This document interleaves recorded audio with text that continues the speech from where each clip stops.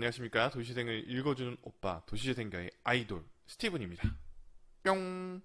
네, 오늘 32회 여러분들과 함께하고 있습니다. 오늘 아침 일찍 나와서요 촬영을 하고 있고요. 오늘 여러분들께 읽어드릴 소식은 총 7가지 소식을 가지고 왔습니다. 앞으로 한 50회까지는 이렇게 정보 전달, 뉴스 형식으로 여러분들을 만나뵐 예정이 있고요. 그 이후에는 다양한 콘텐츠를 준비하고 있습니다. 뭐 인터뷰라던가 직접 관광지를 방문해서 여행기식의 브이로그 방식의 또 도시재생에 대한 이야기를 들려드릴 예정에 있으니까요. 기대해 주시기 바랍니다. 첫 번째 소식은요. 신촌 소식입니다. 도시재생으로 다시 뜨는 신촌, 서울역사박물관에서요. 청년문화의 개척지 신촌 전시회가 개최된다고 합니다. 서울역사박물관이 청년문화 중심지인 신촌을 재조명하는 전시를 기획한다고 하는데요. 청년문화의 개척지 신촌 전시는 이달 22일부터 10월 21일까지 기획 전시실에서 개최된다고 합니다. 사실 신촌은 1970년대부터 90년대까지는 청년 문화의 중심지 수도 역할을 했던 공간이기도 합니다. 그러나 2000년대 들어서는 신촌은 홍대, 이태원 등의 그 자리를 내주고 집가 임대료 상승을 통해서 청년들이 떠나는 신촌 청년 문화 중심지에서는 밀려난 상태였던 거죠. 그러나 도시재생 사업을 통해서 청년들이 다시 신촌을 모여들면서 신촌 다음을 부활시키고 있다고 합니다. 저도 기억나는 게 20대 때 아니면은 제가 중고등학교 때는요, 패션이나 머리, 이렇게 미용실 같은 것들 가장 유행하는 스타일을 가려면 이 신촌을 갔던 게 기억이 나요. 다시 이렇게 백종원의 골목 상권이라던가 최근에 이런 공동화 현상을 통해서 기존에는 좀 밀려났던 곳들이 임대료가 다시 낮춰지고 그 낮아짐을 이제 겪었던 건물주들이 이제는 이런 임차인들과 뭔가 상생하는 구조를 이루지 않으면 전체적으로 건물에 대한 가치와 어떤 동네에 대한 가치가 떨어지기 때문에 공생하고 상생해야 되겠다는 인식들이 이렇게 좀 퍼지면서 다시 이런 공간들을 좋은 조건에서 들어올 수 있게 마련해 주시는 계기들이 마련해지는 것 같아요. 이런 것들이 좀 반복되는 것들이 지금 대표적으로 신촌도 그렇고 압구정동도 최근에 그런 현상을 보인다고 합니다. 좀 시간은 걸리겠지만 전체적으로 이런 한번 서클이 돌면 또 좋은 어떤 정책이나 어떤 분위기가 만들어지지 않을까라는 거를 좀 살짝 기대를 해봅니다. 관련된 것들 자세하게 듣고 싶으면 누구를 섭외하시라고요? 네, 맞습니다. 저를 섭외하시면 됩니다. 다양한 의견, 좋은 의견, 젠트리피케이션에 대한 또 대책 이런 것들도 함께 공유하도록 하겠습니다. 두 번째 소식은 울산 소식입니다. 울산시 중구에서요, 연도심 중앙동에 도시재생 민박 사업을 추진한다고 합니다. 울산 중구가 외국인은 물론 내국인까지 수용 가능한 게스트하우스, 즉 도시민박을 추진하면서 부족한 숙박시설을 해결하고 관광 활성화를 이뤄낼지 주목된다라고 하네요. 관광 활성화를 목적으로 도시민박 창업을 지원하는 사업을 추진한다고 20일 날 밝혔고요. 예비 창업자에게 최대 1,000만 원의 건물 수리비가 지원되는데 지역 지자체 가운데선 중구가 처음이라고 합니다. 원도심 내에 비어있는 방이나 집을 활용해 주민 누구나 소자본으로 도시민박 창업이 가능해 일자리 창출도 가능하다라고 하네요. 단 도시재생 사업의 일환으로 국비를 지원을 받는 만큼 받고 진행하는 만큼 사업 대상지가 중앙동과 그 주민으로 제한이 된다고 합니다. 현재 도시민박법은 외국인 관광객만 받을 수 있지만 도시재생 사업 구역 내에 마을 기업을 설립하면 내국인까지 수용 가능해진다라는 거. 이거 제가 그때 울산 한번 강의 갔을 때 강의했던 부분이기도 하네요. 딱 정확하게 이 부분 들으신 것 같아요. 제가 도시민박법에 대한 것들에 대한 강의를 한 적이 있습니다. 울산에서 그때 추천을 해주셔서 그래서 이거 관련돼서 정책들이 잘 세워진 것 같아서 굉장히 뿌듯하네요. 물론 제가 다 했다는 건 아니겠지만 어느 정도 참고를 하신 것 같다는 느낌이 확 드네요. 기사를 보니까요. 중구청 문화관광과 김대성 담당자는요. 주민들이 마을 기업 등 자립할 수 있도록 지속적으로 교육 프로그램을 개설하려고 행정적인 지원도 아끼지 않겠다라고 말했습니다. 1,000만 원 정도의 건물 수리비면요. 게스트하우스를 하기에는 조금 주민 한 명 한 명인 조금 힘들 것 같고요. 제안 드리는 건 게스트룸이라고 해서 그 타운 게스트 타운 같은 개념인 거죠.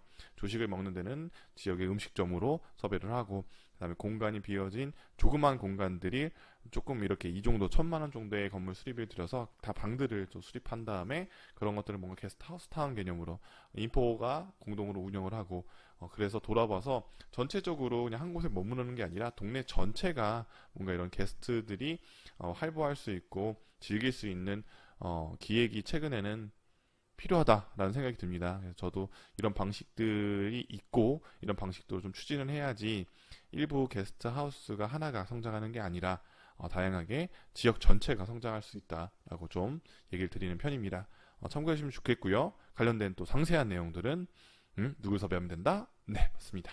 스티븐입니다. 뿅! 네, 2번 하네요, 오늘. 세 번째 소식은요. 강원도 춘천시 소식입니다. 강원도 춘천시 근화동 소양동 도시재생 사업 주민 아이디어 공모를 시작한다고 합니다. 춘천시는요, 2020년까지 100억 원을 들여 추진하는 도시재생 사업에 주민 관심과 참여를 높이기 위해 주민 공모 사업을 추진 중이라고 하네요. 주민 협의체가 참여하는 일반 공모와 전문가 비영리단체가 참여하는 기획 공모로 두 가지 나눠서 이렇게 진행이 된다고 하고요. 도시재생 관련 소규모 사업 및 문화예술 프로그램은 춘천시에 주민 등록이 되어 있는 전문가 또는 비영리단체를 대상으로 한다고 하네요. 각 사업자별로 10% 포함 500만 원이 자부담 10%를 포함한 500만 원이 지원이 되고요. 공고일은 8월 16일부터 9월 7일까지 춘천 도시재생 지원센터로 접수를 받는다고 합니다. 10% 자부담 뭐 이런 거 부분들은 좀 필요하다고 생각을 합니다. 일부 좀 부담이 될 수 있는데요. 이걸 통해서 좀 필터링을 자연스럽게 할 수 있는 역량이 있는 분들이 나오고, 자부담을 하되 성과가 좋으면 이런 것들을 환급해주는 제도가 있다고 하면 전 더 좋을 것 같아요. 그렇게 되면 아무래도 이런 성과 어떤 그 상금 같은 느낌? 이런 느낌을 하면 조금 더 주민들이 어떤 원동력을 마련해 주실 수 있지 않을까 활동하는데, 그런 생각이 드네요. 네 번째 소식은요, 부천 소식입니다. 부천시에서요, 주택 도시 분야 도시재생 대학 수강생을 모집한다고 합니다. 수강생 모집 인원은 총 45명이고요. 오는 22일부터 선착순 모집을 한다고 하네요. 도시재생 대학은 시민과 공무원 의 도시재생 역량을 강화하고 인재를 양성하기 위해 마련했다고 합니다. 부천대학교가 위탁해 운영하여 수강료는 무료로 진행이 되고요. 다음 달 6일부터 12주 동안 매주 목요일 부천대학교 부동산 유통과 강의실에서 진행이 된다고 합니다.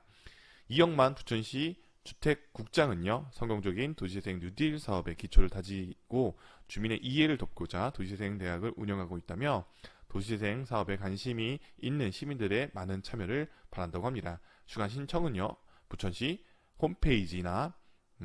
홈페이지에 고시 공고 입법 예고란에서 신청서를 내려받아서 도시재생과로 제출하시면 된다고 합니다.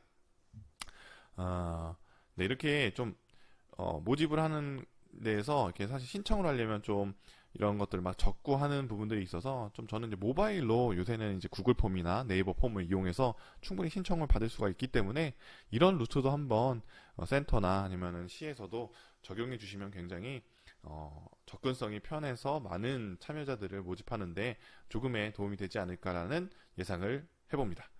구글 폼 굉장히 간단합니다. 누구나 한 1분에서 10분 정도 교육만 받으면요, 누구나 구글 폼은 사용할 수 있고 또 정리도 자동으로 되기 때문에 구글 폼이나 아니면 네이버 폼 활용하시는 것들을 적극 추천드립니다. 그래서 SNS에도 바로 링크 달아서 접근이 쉽기 때문에 이런 방식, 사실 지금의 이런 방식들은 다운로드 받아야 되고 접속해야 되고 어디서 찾아야 되고 이런 것들이 좀 과정들이 필요하기 때문에 이제 모바일 시대에 맞춰서 그런 부분들이 좀 협의가 되면 좋겠다는 생각이 듭니다.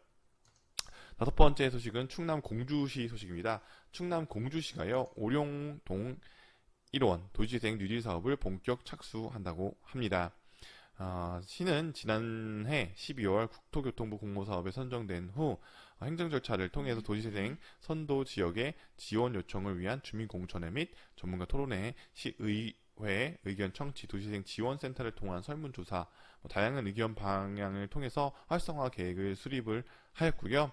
옥룡동 버드나무길 1원에 2018년부터 2021년까지 4년간 149억 원을 포함한 국비 149억 원을 포함한 총 335억 원을 투입해서 이 사업을 진행한다고 합니다. 주요 사업으로는요, 공산성 어울림센터 조성사업, 곤산성 은객골 정비사업, 공연주차장 조성사업과 집수리 및 소규모 주택 정비사업, 실버 청년 임대주택 등 총 24건의 사업을 추진할 계획이라고 합니다. 참, 저도 이제 얼마 전에 공주시에 제가 인터뷰를 다녀온 적이 있는데요. 뭐 이제 도시재생 관련 분들은 아니고 이제 그쪽에서 이제 활동하시는 분들이랑 얘기를 하다 보니까 부여 같은 경우는 도시재생을 딱 떠오르면 뭔가 이렇게 딱 떠오르는 이미지들이 있는데 공주시 같은 경우는 이제 그런 것들이 좀 부족하다라는 이제 의견들이 있으신 것 같더라고요. 그래서 저는 공주시가 내부적으로 이렇게 주민들과 함께하는 것도 굉장히 중요하지만 외부에 있는 좋은 인력 자원들과 함께 협업하는 구조들을 만들어 줘야지만이 기존에 있는 주민들과 외부의 전문 인력들이 함께 협업을 이뤄서 굉장히 활성화하는 데 도움이 될 것 같습니다. 천안에서도 제가 활동을 하면서 가장 어떻게 보면은 좀 의견을 좀 마찰이 있었던 것들은 이제 외부 자원과 뭔가 함께하는 것들에 부정적인 시각이 계신 분들도 계시지만 저는 배워야 될 거는 배워야 될 게 있다고 하면 그게 내부 사람이든 외부 사람이든 함께 협력하면서 배워야 된다고 생각하는 부분입니다.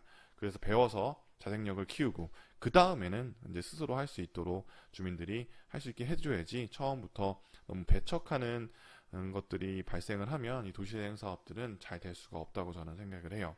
그래서 도시재생 사업의 1번은 포용성, 주민들 스스로끼리 서로끼리의 포용성과 외부 자원이나 전문 인력에 대한 포용성이 가장 중요한 포인트 중에 하나라고 제안을 드립니다. 여섯 번째 소식은 서울 용산시 소식입니다. 용산 전자상가 도시생이 본격화되면서요, 서울시에서는 로봇 페스티벌을 개최한다고 합니다. 17일부터요, 26일까지 용산 전자상가 전자랜드 신간 4층에서 2018 로봇 페스티벌을 개최한다고 하네요. 개막 행사로는 한국 로봇 산업의 발자취에 대한 강연과 유명 유튜버 토티의 기술과 플랫폼이 만들어낸 10대 우상 크리에이터라는 제목으로 토크 콘서트를 연다고 합니다. 한편 개막식 날 오전에는요, 시와 용산구 한국로봇산업진흥원 전자랜드가 함께 용선 Y밸리 로봇 신유통 플랫폼 구축을 통한 용산 전자상가 도시생 활성화를 위한 MOU를 함께 진행한다고 합니다. 강맹훈 시 도시생 본부는요, 재생 지역의 플랫폼으로 도시재생 사업에 민간 참여가 활발히 일어나고 공공은 행정력을 지원하는 협업 체계를 구축함으로써 도시재생의 자생력을 키워가는데 큰 역할을 할 거라고 기대한다고 합니다. 이와 함께 시설 주인 전자랜드가 앞서서 임차인 대표와 시 용산구가 함께 전자랜드 입점 상인 420명의 희망을 담은 젠트리피케이션 방지 상생 협약을 체결한다고 합니다. 법적 제한을 좀 주었으면 좋겠어요. 기존에도 이런 비슷한 협약들이 많이 했었는데 구속력이나 어떤 이런 것들이 없다 보니까 한 몇 년 뒤에는 좀 흐지부지 되는 경우들이 있기 때문에 어떤 혜택을 주던 잘 지키면 저는 이런 제재를 하는 것보다는 어떤 당근 정책을 이런 것들 잘 지켰을 때 어떤 혜택을 주는 형태로 간다고 하면 조금 더 그래도 아무것도 없는 것보단 잘 지켜지지 않을까라는 개인적인 생각을 해봅니다. 마지막 소식입니다. 충북 제천시 소식인데요. 충북 제천시에서 도시재생 독서 모임 도시책모 북콘서트를 열었다고 합니다. 2020년 이후 도시재생을 말하다는 주제로 도시의 발견 저자인 정석 서울시립대 교수님을 초대해 북콘서트를 열었다고 하네요. 이날 행사에는 제천시 도시재생센터에서 6시 30분부터 2시간 동안 저자와 시민들과 함께 대화하는 형식으로 열렸다고 하는데요. 행사는 도시재생 주민협의체 임창순 의장이 진행을 맡아 책 내용인 5장을 나눠 대담 형식으로 펼쳐졌다고 합니다. 정석 교수님은요, 굉장히 또 도시재생 분야에 아시는 분들 많이 아실 거예요.